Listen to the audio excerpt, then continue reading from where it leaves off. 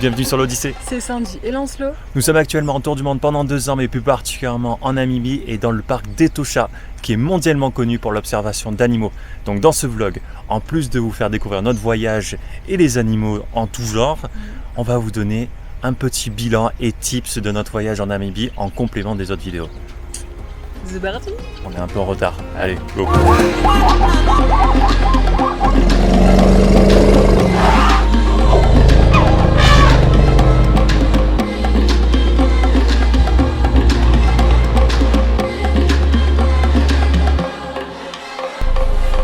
Alors là, on est au campsite de Wakakujo. Je ne sais pas si je le prononce correctement, je ne pense pas, mais je vous mets juste en dessous son nom.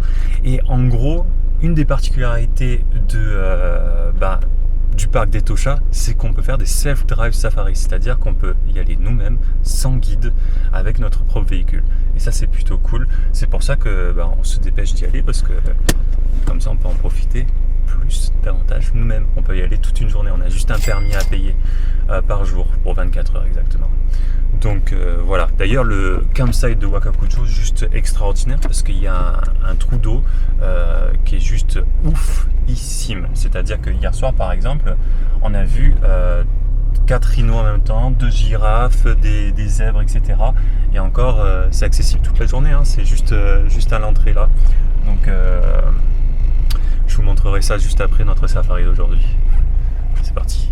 On vient à peine de sortir du camping. On voit, je sais pas si vous allez le voir, un rhino. Mais vraiment, on a fait 2 mètres. Ça commence bien.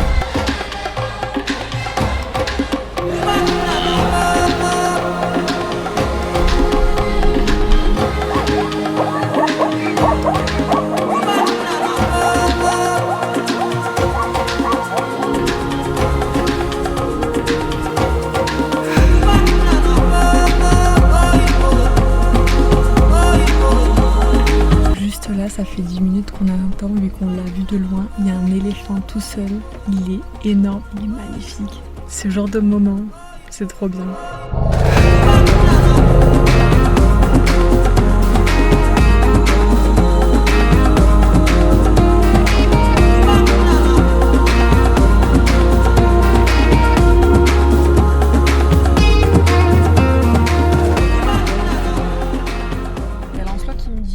Avant que je redémarre, vérifie s'il n'y a pas l'éléphant qui revient sur ce point d'eau. Je regarde, j'ai mes lunettes en plus. Hein. Je dis non, il n'y a rien, c'est bon, tu peux redémarrer. Sauf ce rocher là-bas. Il redémarre. C'était quoi ce rocher d'après vous? Le rocher, c'est l'éléphant. Mais en fait, il avance, mais moins vite que ma grand-mère. Mamou, si tu passes par là, je t'aime fort, mais t'avances pas très vite. Et là, il bouge, hein. C'est vrai qu'il bouge le rocher.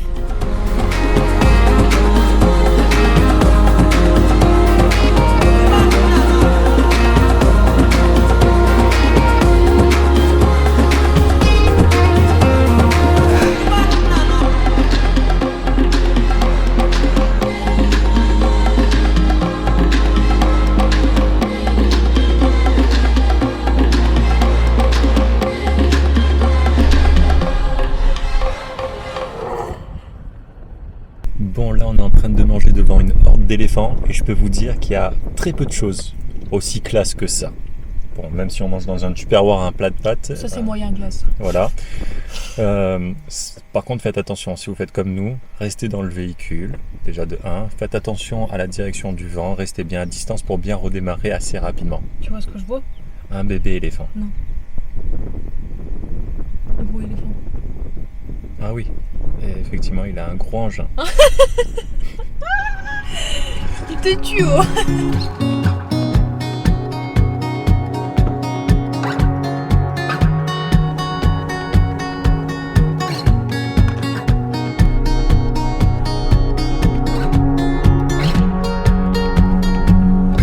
Il y a un troupeau d'éléphants, il est obligé de reculer pour foncer dessus.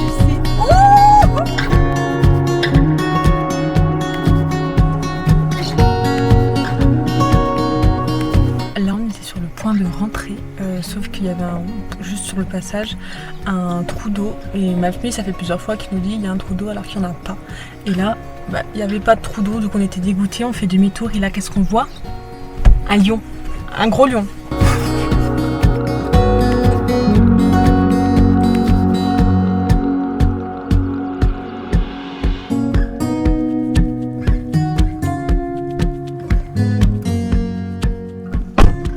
C'était juste extraordinaire de voir tout ça. On est tellement agréablement surpris d'avoir vu autant d'animaux en un seul jour, sachant qu'on reste plusieurs jours ici. Et tout ça en hors saison, c'est-à-dire la saison où on ne voit pas d'animaux justement. Donc là, je vais rebondir sur le premier tips que je vais vous donner dans cette vidéo, c'est-à-dire comment planifier son voyage en Namibie avec les différentes saisons. Il faut savoir que la hors-saison, la basse saison, c'est de décembre à début mars. C'est là où vous aurez des prix cassés, par exemple pour les véhicules ou les campsites, etc. Mais aussi, en contrepartie, c'est là où vous allez peut-être avoir de la pluie et peut-être aussi voir moins d'animaux. Mais ça permet aussi d'être beaucoup plus flexible. C'est-à-dire que nous, on a tout réservé pour précaution. Mais franchement, il y a largement de la place un peu partout. Donc ça permet de se dire en hors saison, si vous voulez planifier, même 2 mois avant, ça va. Si vous ne voulez pas planifier du tout, ça va quand même. Vous allez toujours trouver une solution. Par contre, la haute saison qui commence vraiment vers, on va dire, mai, jusqu'à, on va dire, septembre, novembre, on va dire vers là, c'est là qu'il y a la haute saison. Donc du coup là, je pense surtout en été, vous devriez réserver au moins 6 mois en avance si vous voulez des places que vous voulez absolument. Sinon, vous allez beaucoup chercher. Et qui dit haute saison dit plus de chance par contre de voir des animaux parce qu'il fait plus sec, donc vous pourrez voir dans différents waterholes différents animaux se regrouper là, et ça c'est plutôt cool.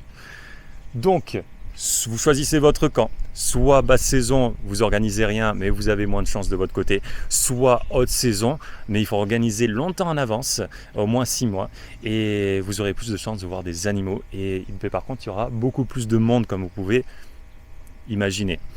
La saison, si nous on devait vous en conseiller une seule, je pense que ce serait vers la fin de la haute saison, c'est-à-dire septembre, novembre, avant que la saison des pluies commence. Vous aurez peut-être le meilleur de chaque monde, c'est-à-dire la fin, on va dire, du monde en masse et le début et la bonne saison. Vous aurez quand même les prix hauts, je pense. Voilà, ça c'était le tips 1.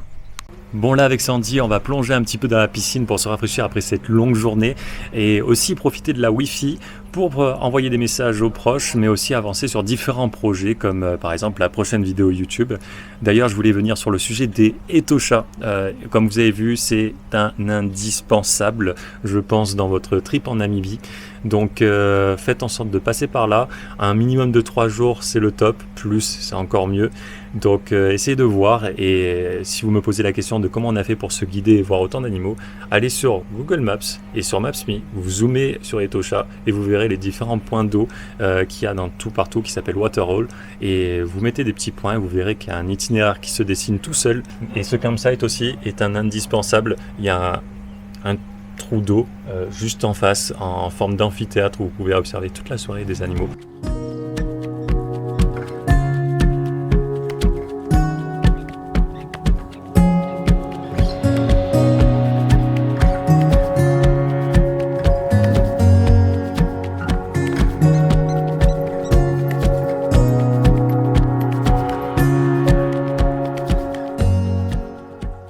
Deuxième journée dans le parc d'Etosha pour nous, et en ce moment c'est difficile d'être matinal, c'est-à-dire que tout le monde se lève à l'ouverture du parc, et nous il est 9h et on est toujours là, donc bof. Après hier on s'est levé pareil et on a vu plein d'animaux.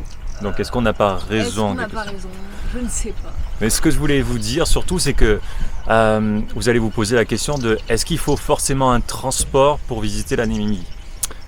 Pour moi, je pense que c'est la meilleure solution, c'est-à-dire qu'il faut louer quelque chose, sûr et certain. Certains nous ont dit qu'ils l'ont fait en voiture. Si là, c'est un 4x4, voilà. Oui. L'autre option, la voiture normale citadine, vous aurez beaucoup de limitations, c'est-à-dire que certaines routes vous ne pourrez pas les faire, certaines pistes, et surtout vous serez comme ça tout le long du voyage. Surtout en 4x4, des fois moi je suis pas la maline. Donc privilégiez un 4x4, et après est-ce qu'il est obligé d'être aménagé? La réponse est non. Si vous venez avec une tente, le nécessaire pour que vous viviez derrière, c'est-à-dire les fourchettes, les couteaux, etc., que vous pouvez bien sûr acheter sur place, pensez-y, ça peut le faire. Ça peut le faire. Le seul truc que nous on a en plus de tout ça, c'est que on n'a pas à se soucier d'acheter une tente, déjà de 1, Et après de 2, on a un frigo avec un branchement électrique. Donc ça, c'est plutôt cool. Mais seulement, vous pouvez très bien vous en passer. Et si vous faites par exemple 2 semaines, j'en suis sûr que pendant 2 semaines, vous pouvez manger des produits frais et aussi des boîtes de conserve.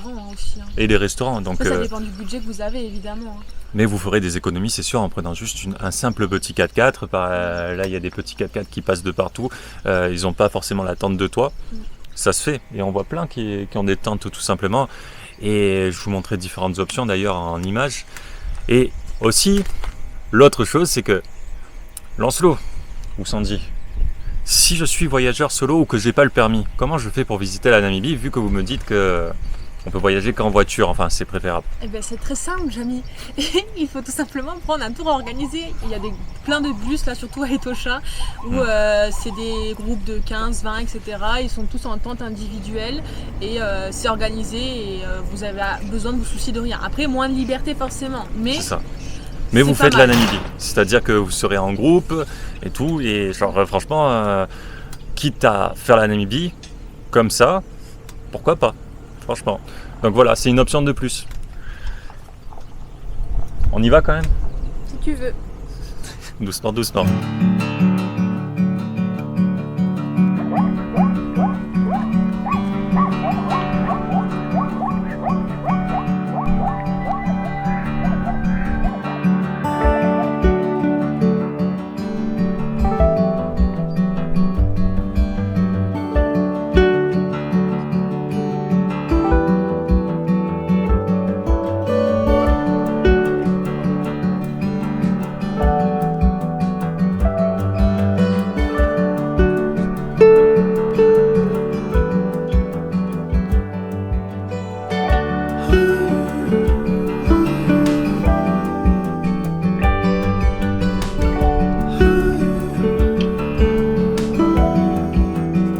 Bon, aujourd'hui ils étaient un petit peu plus timides que hier, on a vu moins de choses. Bon, quand même, on est quand même à 2 lions, des girafes, encore des zèbres. Je pense qu'il a plu aussi. Oui, c'est vrai que il a un petit peu plu hier soir, donc ils étaient un petit peu plus dispersés les animaux. Vous n'avez pas soif. D'où le fait de prendre plusieurs jours ici.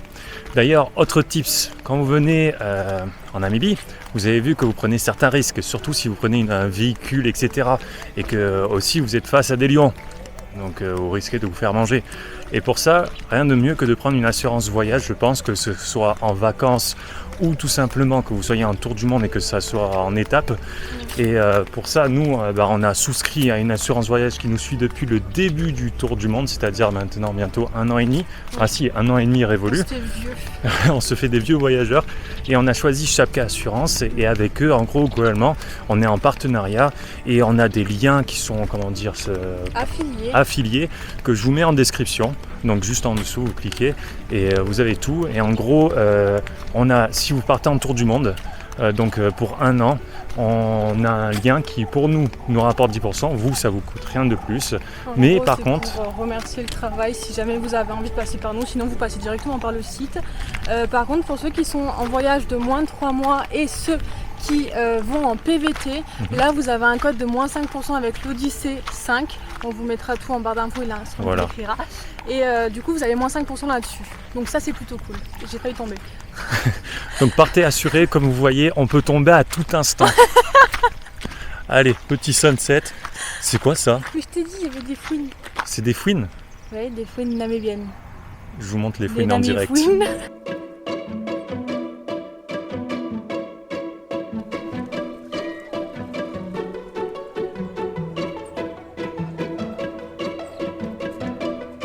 On tient à préciser pour tous ceux qui sont un petit peu précis sur les termes. Parce qu'on vous voit en commentaire. Ce sont des mangoustes rouges. Voilà, et non pas des fouines de Namibie. Et j'ai dit namibienne. Ça part sur un petit steak flageolé avec un steak légèrement plus gros que l'autre. Et franchement, c'est de l'arnaque de ouf. Je vais prendre un bout parce que ça me... Et après, ça va être petit marshmallow, donc au feu.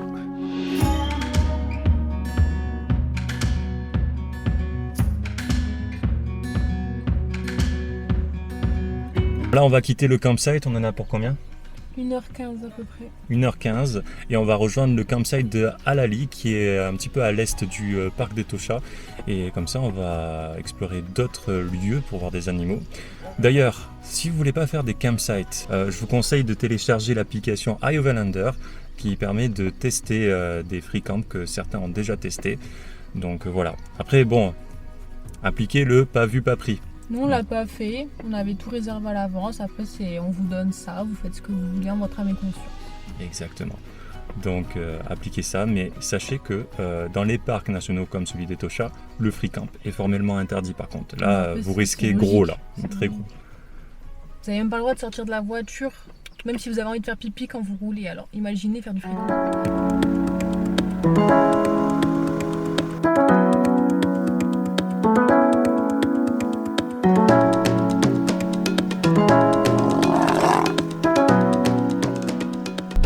Vous aurez surtout des vidéos et des photos de Sandy parce que apparemment à Etosha, tout se passe à gauche. Il y a que moi qui les aime.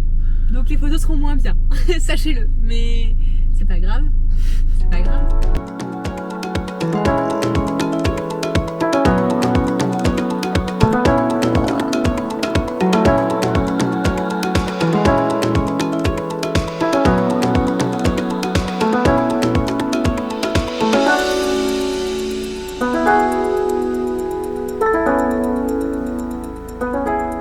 Bon, on est bien arrivé à Halali Campsite et comme vous voyez aussi ces jours de lessive pour nous, très important que ça soit en tour du monde dans votre backpack ou en road trip. Je pense que le fil pour étendre son linge est souvent oublié de beaucoup.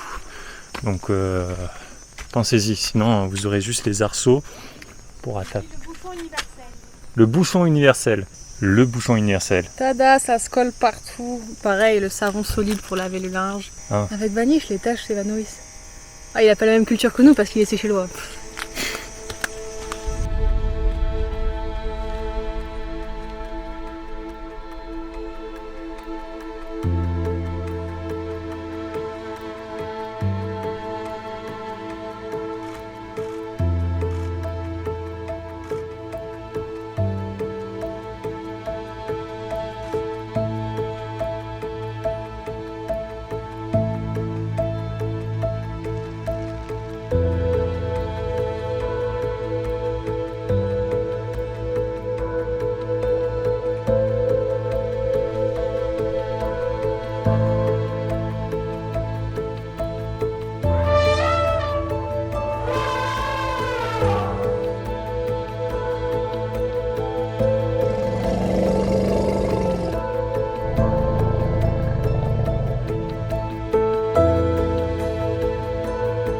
C'est un truc de... Enfin, c'est toujours un truc de fou. Genre... Incroyable, il y a des bébés.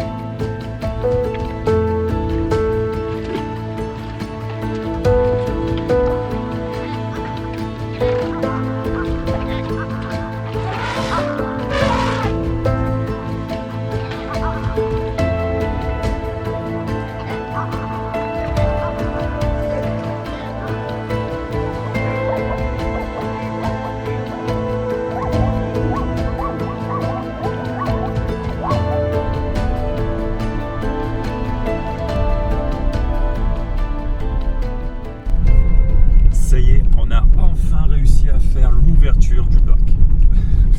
Il était temps, bientôt ça fait une semaine. On roulait et lance tout d'un coup à piler parce qu'on était à 3 mètres d'une girafe. Là on s'est un peu éloigné. Regarde, je sais pas si vous la voyez mais... Qui a ce genre de vie? Venez, viens, on se réveille et on voit une girafe à côté de nous. J'adore.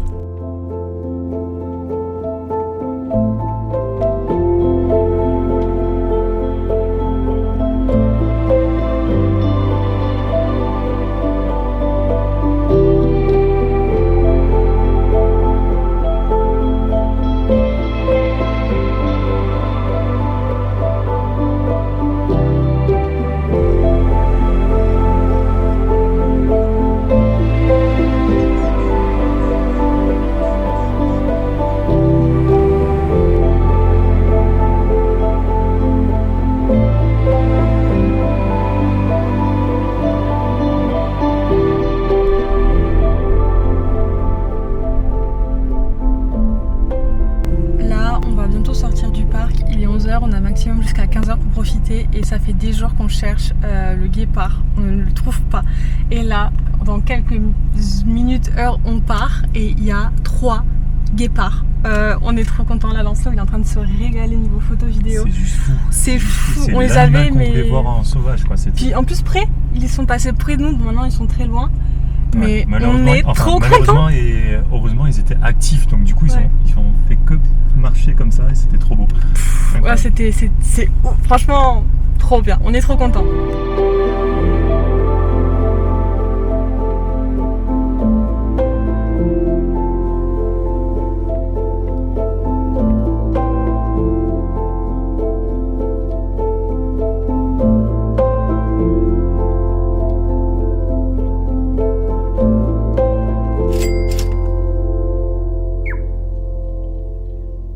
Bon, ça y est, Etosha, c'est terminé pour nous. Après quand même 5 soirs, on a un peu abusé, mais c'est un indispensable si vous venez en Namibie. Vous voyez ça avec sauce soufflée, vous êtes quasiment obligé de le faire. Et franchement, 3 soirs minimum, sinon vous allez regretter. Là, on est à Anguma Campsite, au Leadwood Campsite, et ouais, on va faire une petite nuit. On est juste à côté d'Etosha avant d'aller vers Waterberg.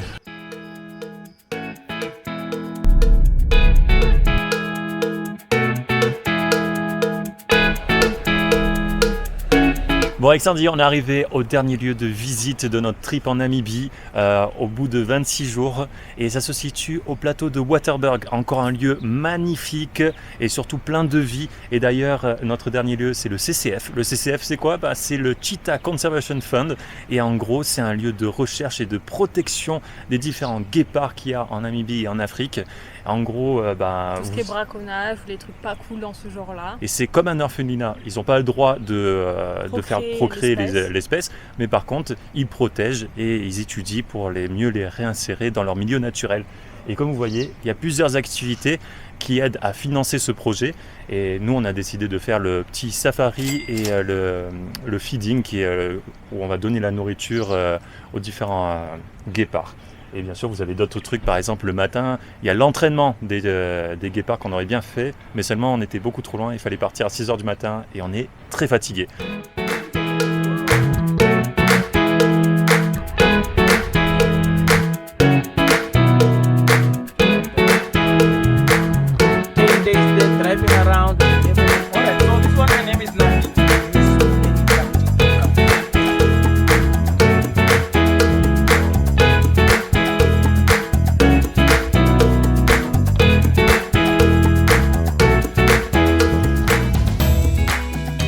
Bon, là on va bientôt passer à la nutrition, on va passer à des petites explications de ce qu'ils vont manger.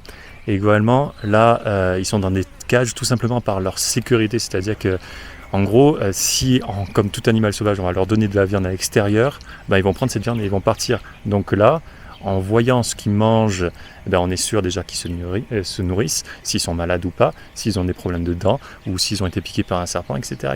Donc c'est pour leur sécurité. Je vais assister à tout ça, ils m'attendent.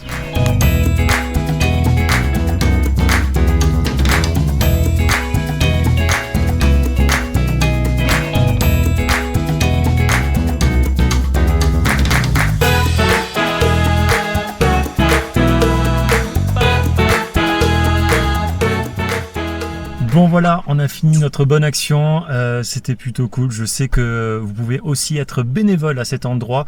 N'hésitez pas, si vous êtes intéressé, à aller découvrir leur site du CCF.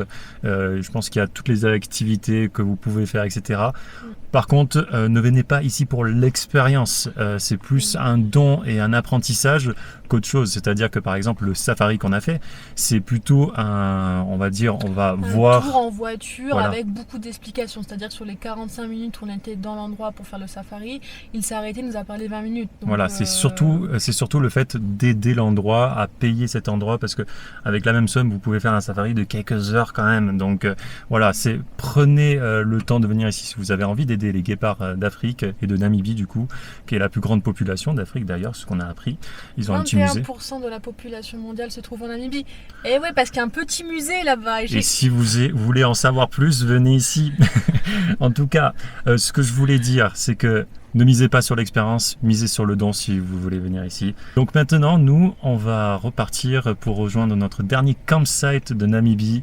On est trop triste, on va faire notre dernier sunset, on va faire notre dernière nuit dans ce véhicule. Donc c'est un peu spécial. Donc, franchement, c'était trop bien. Ouais, 26 jours de folie.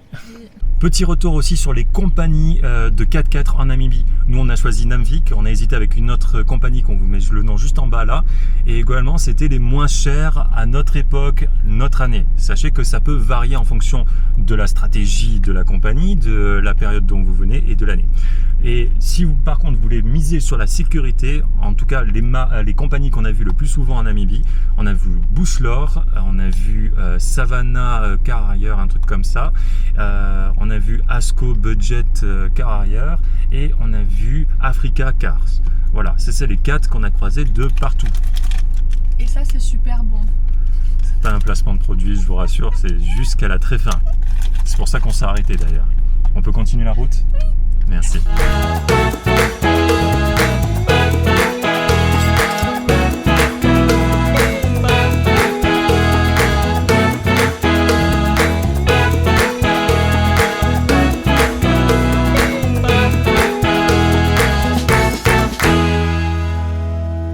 Bon voilà, on arrive à la fin de cette aventure et donc de ce vlog.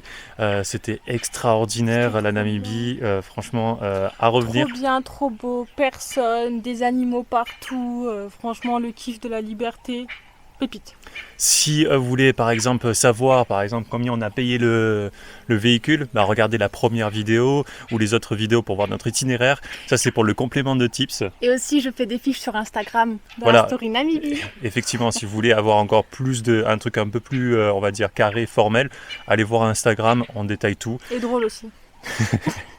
Donc si on avait à refaire la Namibie, je pense qu'on passerait moins de nuits à certains endroits où on est un peu resté 3 nuits. Je pense que l'idéal, si vous prévoyez, c'est 2 nuits si vous êtes tranquille. Maximum. Voilà. Même une nuit, ça suffit des fois. Voilà. En fait, vu que vous faites un road trip, vous avez envie d'être en road trip. En tout cas, les lieux qu'on n'a pas fait, c'est Skeleton Coast, Epupa Falls et la bande de Caprivi à refaire. Si on revient en Namibie, c'est sûr et certain qu'on refait Etosha et aussi se soulever, un petit passage comme ça. En tout cas, voilà, donc on met le prix exact de tout ce qu'on a dépensé ici en Namibie, hors billet avion. Et... Il va falloir que je fasse les comptes là, c'est ça ? Et c'est ça, ah, il faut y aller là. Ça c'est moins la partie fun, c'est mieux de profiter en voyage, voilà, c'est beaucoup plus sympa. Donc pour la prochaine vidéo, on se retrouve dans un nouveau pays, même continent, différentes îles. Un peu grosse quand même, et il y a un dessin animé qui s'appelle pareil. C'est bon. Mais si vous avez aimé cette vidéo, n'hésitez pas à laisser un j'aime, un commentaire ou tout simplement à vous abonner, ça nous aide beaucoup. Activez la petite cloche pour ne rien louper. Et on vous dit ciao ciao ciao.